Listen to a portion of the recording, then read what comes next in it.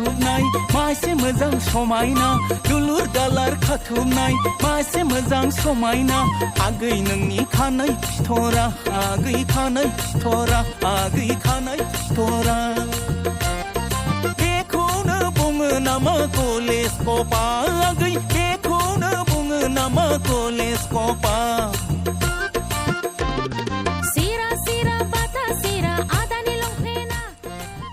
खुलुमबाय नोंथांमोनखौ गासैखौबो आं चेनेलाव फिन बरायफिननाय थाबाय थ' लोगोफोर नोंथांमोना भिडिअखौ नायनानै मोनथिखाबाय जानांगौ आरो नोंथांमोना रागा जोंदों जानांगौ आरो जोंखागोनबो मानो होनबा जोंनि बर' हारिनि बैसागु रंजानाय फोरबोआव बेबायदि आब्रुथि गैयै रंजानाय नेमखान्थि गैया आरो दिनै बिसोरो बेबायदि आब्रुथि गैयै नेमखान्थिखौ जोंनि समाजाव लाबोनानै देखायबाय आरो दिनै बिसोरो जोंनि बैसागु रंजानायाव बेबायदि आब्रुथि गैयै रंजानानै गाज्रि थासारि सोमजिहोनो नागिरदों आरो जोंनि हारिमुखौ गुबुंले खालामनो नागिरदों थ' बेनि सायाव आदा रिटन खाख्लारिया मा फोरमायदों नोंथांमोना खोनासंना नायदो आरो लोगोसे बायदि नाना रोखोमनि आखुथायखौ जोङो नुनो मोनबाय नाथाय बेयावहाय बेसेबां जे गनायथावथाव बेखौ आङो साननानै मोनाखिसै दिनै एसामिस हारियावबो बा गुबुन जाथियावबो जों दिनै बे बिहु फालिनायाव बेबायदि आखल आखुखौ नुनो मोनाखै नाथाय जोंनि बर'आव नुनो मोनबाय नंगौ आं बैसागु मानिया नाथाय बैसागु मानिया माने जोङो बैसागुआव रंजाया मोसाया मुसुरा नाथाय जों बैसागुखौ मानियो मानो होनना बुङोब्ला बैसागुआ कुनु धोरोमनि फालिथाय नङा बेयो मोनसे जातिनि हारिनि बे मोनसे फोरबो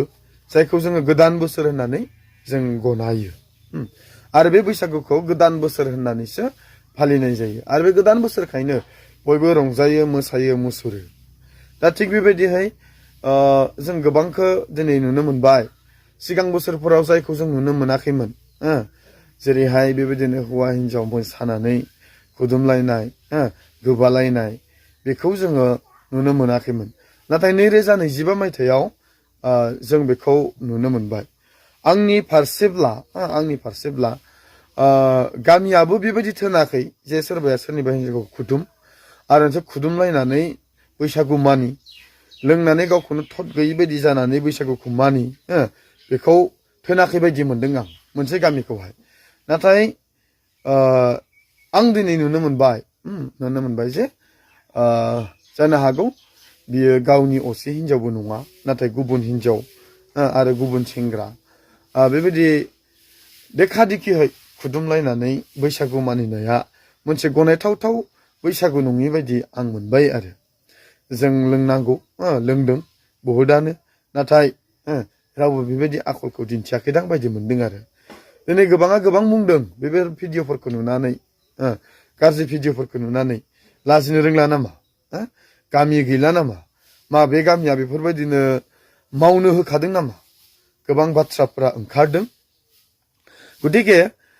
जोंहा गामिनि गेदेर गोलावफ्रानो बेबायदि रोंखा राखाफ्रानो जुदि बैसागुखौ बेबायदि मानियोब्ला फैबाय थानाय समफोराव